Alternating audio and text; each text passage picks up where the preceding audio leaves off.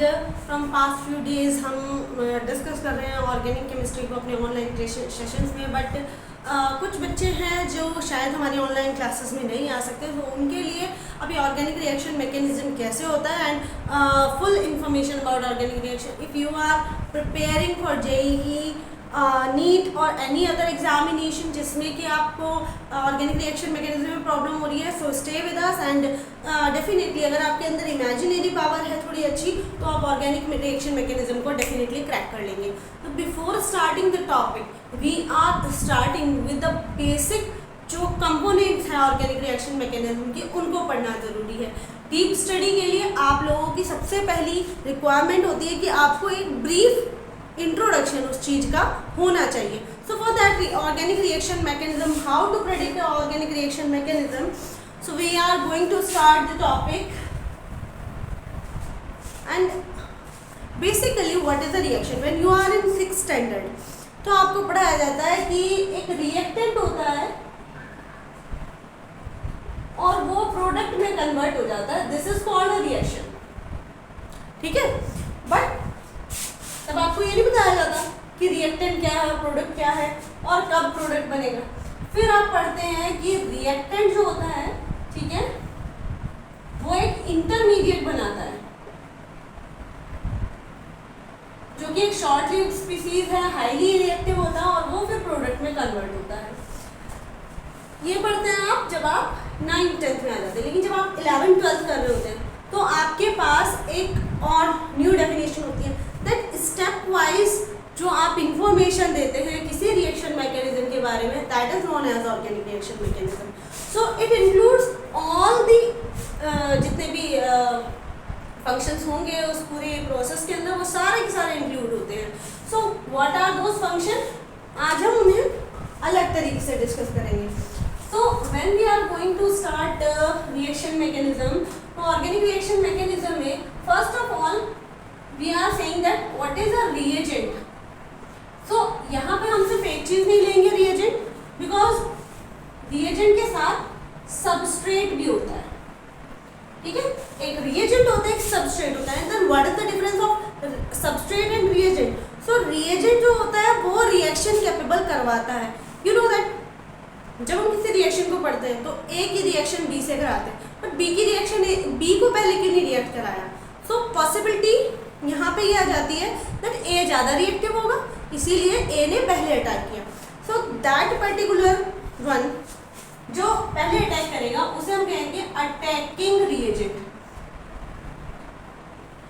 अब attacking reagent आप select कैसे करेंगे, किसी भी रिएक्शन मैकेनिज्म में आप अटैकिंग रिएजेंट को कैसे सिलेक्ट करेंगे।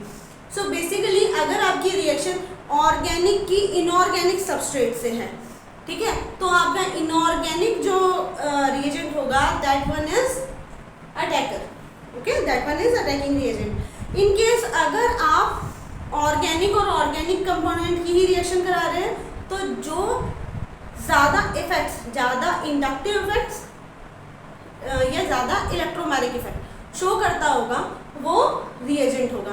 दूसरा वाला सबस्ट्रेट, सबस्ट्रेट वो होता है जिसके ऊपर अटैक हो रहा है, ठीक है। तो what will be the first thing, that reagent that will attack and the substrate is that is attacked by the attacker, okay. Then after reaction होती है, रिएक्शन के बाद आपका बनता है इंटरमीडिएट।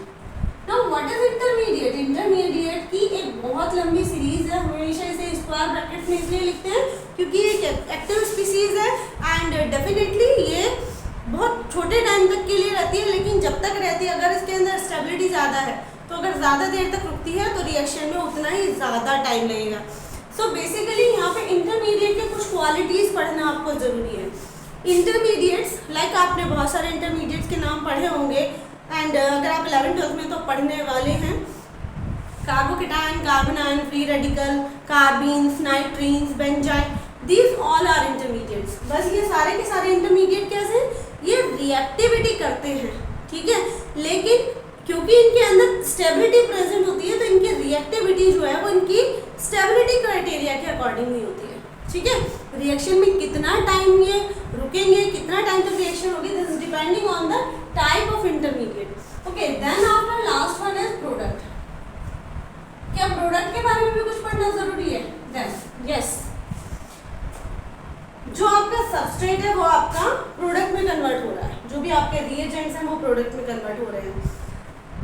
प्रोडक्ट कब बनेगा, कब स्पॉन्टेनियसली बनेगा, कितनी अमाउंट में बनेगा।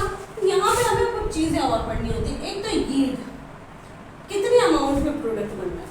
दूसरा energy of the product, energy profile में जो प्रोडक्ट रिएजेंट की एनर्जी प्रोफाइल से डाउन एनर्जी के होते हैं वो जल्दी बनते हैं और ज़्यादा स्टेबल होते हैं। अगर रिएजेंट की एनर्जी कम हुई और प्रोडक्ट की एनर्जी ज़्यादा हुई तो प्रोडक्ट क्या है, रिवर्स रिएक्शन देने लगता है। सो दैट्स व्हाई एनर्जी पढ़नी बहुत ज़रूरी है।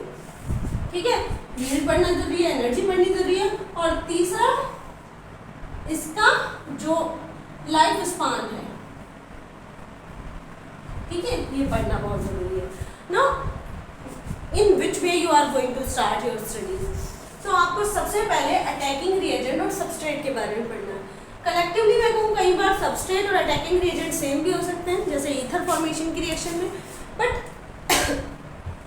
बट यहाँ पे आपको चूज कैसे करना है उसके लिए मैंने कुछ टिप्स बताने हैं आपको।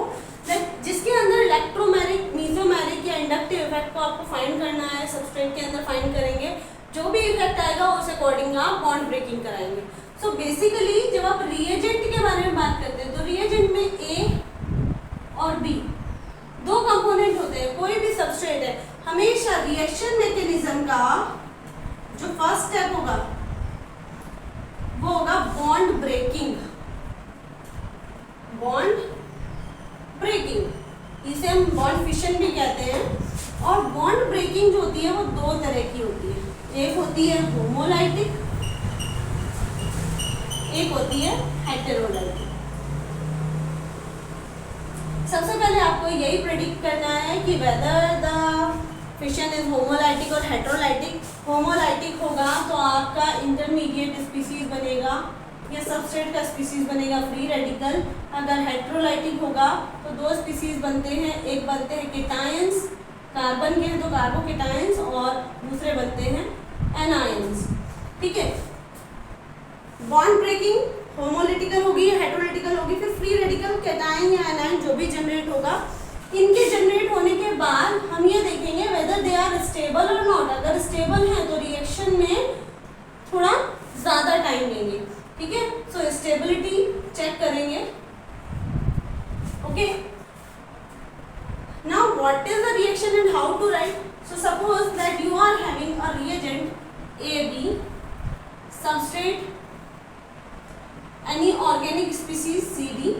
ठीक है, जब आपने इन दोनों की रिएक्शन करानी है तो जो फर्स्ट स्टेप होगा वो होगा इसकी ब्रेकिंग। जो रिएजेंट होता है वो पहले ब्रेक होता है, अटैकिंग रिएजेंट, तो वो ब्रेक होगा मे बी इधर फॉर्मिंग अ न्यूक्लियोफाइल और इलेक्ट्रोफाइल। तो यहाँ पे हम इसके दो टाइप बता सकते हैं रिएजेंट के, ये nucleophile and electrophile. Nucleophile and electrophile के लिए आप दूसरा वीडियो देख सकते हैं, लिंक आपको मिल जाएगा। और ये जो इलेक्ट्रोफाइल एंड न्यूक्लियोफाइल सिलेक्ट करने का तरीका, इससे बहुत सारी चीज़ें प्रेडिक्ट कर सकते हैं। तो this is a very important topic. तो यहाँ पे दो चीज़ें जनरेट होंगी, एक नेगेटिव एक पॉजिटिव। नेगेटिव न्यूक्लियोफाइल होगा, पॉजिटिव इलेक्ट्रोफाइल होगा। जब ये दोनों चीज़ें जनरेट होंगी उसके बाद सबस्ट्रेट के अंदर आपको फाइंड आउट करना इफेक्ट कौन सा है। अपकमिंग जो भी हमारे लेक्चर्स होंगे उनमें हम पढ़ेंगे दैट कितनी तरह के फिजिकल इफेक्ट्स होते हैं। 3 तरह के इफेक्ट्स होते हैं। इसमें होता है inductive, mesomeric and electromeric. These are the 3 effects, inductive, mesomeric and electromeric। इन तीनों में से जो भी इफेक्ट यहाँ पे प्रेजेंट होगा उसी के अकॉर्डिंग यहाँ पे इलेक्ट्रोफाइल या न्यूक्लियोफाइल का अटैक फिजिबल होता है। कंडीशंस आर अप्लाइड, क्योंकि इंडक्टिव इफेक्ट होगा तो एक तरफ पोलैरिटी आ जाएगी, तो पॉजिटिव पार्ट नेगेटिव पे और negative part positive pay attack करेगा। मीजोमेरिक इफेक्ट होगा तो रेजोनेंस आ जाएगा, इट मीन्स मॉलिक्यूल और स्टेबल हो जाएगा और बहुत लिमिटेड पोजीशंस हो जाएंगी अटैक की। इलेक्ट्रोमैरिक इफेक्ट जो होता है वो फिक्स पोजीशंस पे होता है, वहीं पे रिएक्शन करा देता है। So all these are governing that what type of reactivity is found in substrate. तो सबस्ट्रेट के अंदर क्या देखना, आपको इफेक्ट देखना है। ठीक है, रिएजेंट के अंदर आपको देखना कौन सा इलेक्ट्रोफाइल है कौन सा न्यूक्लियोफाइल है। जो चीज़ जनरेट होगी न्यूक्लियोफाइल या इलेक्ट्रोफाइल वो जाके सबस्ट्रेट पे अटैक करेगी, सबस्ट्रेट को फिर ब्रेक डाउन करेगी, ब्रेक करेगी, तो उसके बाद इंटरमीडिएट जो बनेंगे, चाहे वो कार्बोकेटायन हो, कार्बो एनायन हो या फिर कार्बन फ्री रेडिकल हो, इस तरह के इंटरमीडिएट्स बनेंगे। जो इंटरमीडिएट्स होते हैं उनकी कैटेगरी के ऊपर डिपेंड करता है कि वो कितना उनका लाइफ स्पान है, कितनी देर तक वो स्टेबल रहता है। जितना टाइम वो स्टेबल रहेगा उतना ही कम उस पर रिएक्टिविटी है, ठीक है। सो बेसिकली इंटरमीडिएट जो डेवलप होंगे उसके बाद हम जाकर उससे प्रोडक्ट का प्रेडिक्शन कर सकते हैं। ओके, तो आई थॉट बेसिक टर्म्स जो है वो सारे आपको क्लियर हो कि आपको पढ़ना एक्चुअली क्या क्या है। आपको सबसे पहले पढ़ना है फिफ्थ टाइप्स ऑफ फिशन, ठीक है। होमोलिटिक और हेट्रोलिटिक कब होता है, कहाँ होता है, किस टाइप के मॉलिक्यूल में होमोलिटिक, किस टाइप के मॉलिक्यूल में हेट्रोलिटिक, ये मैं अपनी जो होमोलिटिक एंड हेट्रोलिटिक फिशन की वीडियो है उसके अंदर डिस्क्राइब करूँगी। रिएजेंट के टाइप, अटैकिंग रिएजेंट जो है इलेक्ट्रोफाइल और न्यूक्लियोफाइल, इनके ऊपर एक वेरी डिटेल, क्योंकि इलेक्ट्रोफाइल एंड न्यूक्लियोफाइल जो है वो टॉपिक कई जगह पे रिपीट होता है and one of them is acid and base, वहाँ पे भी रिपीट होता है। तो बहुत सारी चीज़ें हैं जो इससे क्लियर हो जाएंगी आपकी। देन सबस्ट्रेट के अंदर जो फिजिकल इफेक्ट्स हैं, 11th और 12th के बच्चों के लिए बहुत इंपॉर्टेंट है फिजिकल इफेक्ट्स को स्टडी करना। उसके बाद आता है इंटरमीडिएट्स और उनकी स्टेबिलिटी। इसके बारे में मैंने यहाँ पे लिखे सिर्फ 3 है, बट मैं टोटल 7 इंटरमीडिएट आपको पढ़ाऊंगी, ठीक है, 7 इंटरमीडिएट्स, क्योंकि अगर आप जेईई नीट के लिए प्रिपेयर कर रहे हैं then you have to prepare them, और इनका यूज़ भी बताऊंगी कहाँ पे कौन से वाला यूज़ होता है। प्रोडक्ट के बारे में आपको सिर्फ पढ़ने होते हैं energy profile diagrams. So we will continue the lecture on attacking reagent, ठीक है, on the next day. Please अपने फ्रेंड्स को फॉलो, अपने फ्रेंड्स को ये जो इन्फॉर्मेशन है ये फॉरवर्ड कीजिए और मेरे साथ इन लेक्चर्स में बने रहिए। We will discuss so many topics in detail soon. अगर समझ में आए तो प्लीज़ लाइक सब्सक्राइब ज़रूर कर देना, क्योंकि वरना मैं बहुत कम बनाती हूँ वीडियोस। Okay then.